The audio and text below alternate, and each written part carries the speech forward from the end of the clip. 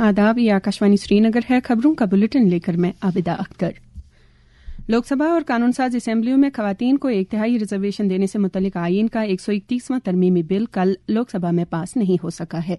Bill पर हुई voting के दौरान 298 पार्लियामेंट मेंबरों ने इसके हक में जबकि 230 अरकान ने इसकी मुखालफत में वोट दिया। लोकसभा के स्पीकर ओम बिरला ने वोटिंग के नताइज का ऐलान करते हुए कहा कि यह कानून मतलूबा हिमायत हासिल करने में नाकाम रहा है, लिहाजा इसे आगे नहीं बढ़ाया जा सकता। बाद में पार्लिमानी अमूर के वजीर किरण रिजिजू ने कहा कि हदबंदी बिल 2026 और मरकज के जेर इंतजाम इलाकों के कवानीन से मुतल्लिक तरमीमी बिल 2026 जो आईन के 131वें तरमीमी बिल के साथ जुड़े हुए हैं को भी मंजूरी के लिए पेश नहीं किया जाएगा। ईरान ने ऐलान किया है कि आबनाए हुर्मुज तिजारती जहाजों की आवाजाही के लिए मुकम्मल तौर से खुला है। ईरान के वजीर खारजा सईद अब्बास अरागची ने सोशल मीडिया पोस्ट में ऐलान किया कि लिबनान में जंगबंदी के तनाजुर में आबनाए हुर्मुज को तिजारती जहाजरानी के लिए खोल दिया गया है। अमरीकी सदर डोनाल्ड ट्रंप ने एक सोशल मीडिया पोस्ट में ईरान के इस फैसले का खैर मकदम किया है। ईरान के इस ऐलान के बाद तेल की कीमतों में 11% कमी वाक़या हुई है।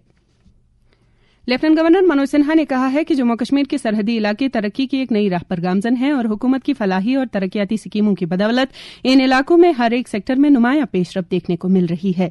कल राजौरी के सराय गांव में कई तरक्याती प्रोजेक्टों का इफ्तिताह करने के बाद एक अवामी इज्तिमा से खिताब करते हुए लेफ्टिनेंट गवर्नर मनोज सिन्हा ने कहा कि वजीर आजम नरेंद्र मोदी की दानिशमंदाना कयादत में सरहदी इलाकों को तरजीह मिल रही है और ये इलाके हमारी शिनाख्त बन रहे हैं।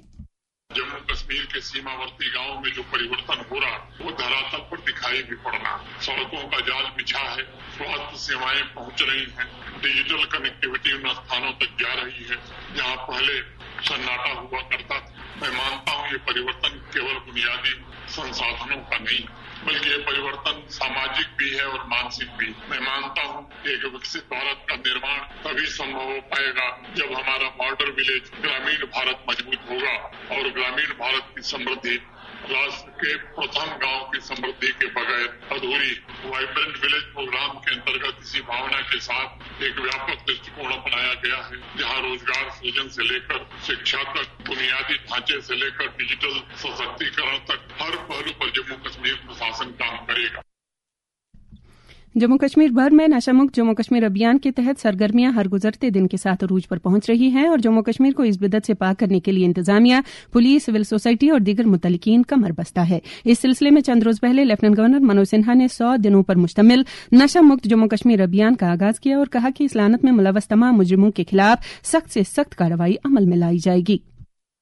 ड्रग स्मगलिंग से जुड़े तस्कर का पासपोर्ट, उसका ड्राइविंग लाइसेंस, का आधार नंबर, उसके आर्म्स लाइसेंस सब कुछ निरस्त कर दिया जाएगा और अगर फरार होगा तो लुकआउट सर्कुलर जारी किया जाएगा। एनडीपीएस एक्ट के तहत उसकी चल संपत्ति भी अटैच की जाएगी, बैंक अकाउंट फ्रीज किया जाएगा और उसके खिलाफ फाइनेंशियल इन्वेस्टिगेशन भी प्रारंभ किया जाएगा।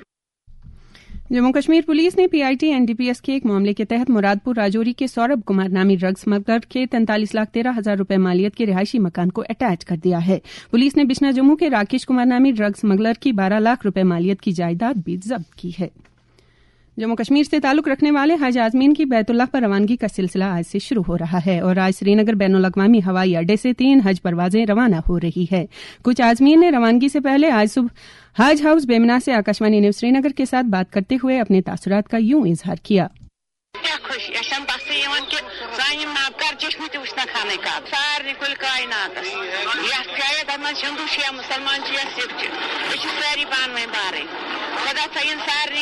बहुत इश्तियाक है इसका। कश्मीर के लिए खुसूसी दुआ रहेंगे कि कश्मीर को अल्लाह ताला अमन सुकून का गहवारा बनाए और हमारे हिंदुस्तान में भी शांति हो। मुझे शुक्र कराएं कि नावकार गुनाहगार लाख लाख शुक्र अल्लाह ताला को तमिस परवरदिगार अशकर हज कबूल बेकरिन साल तो आसान अल्लाह ताला गश अमन सानी कश्मीर बाद अल्लाह ताला गुस तमसी आग सिंध पास अशकर नारस गुलजार। वाज़ेह है कि इस साल जम्मू कश्मीर से हज कमेटी के जरिए 4,700 आजमीन फर्ज़ हज अदा कर रहे हैं जबकि पूरे मुल्क से इस साल हज कमेटी की वसातत से 1,75,000 आजमीन ये फरीज़ा अंजाम दे रहे हैं।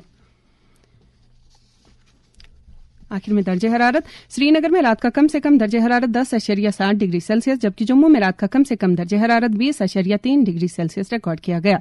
इसके साथ ही खबरों का ये बुलेटिन खत्म हुआ।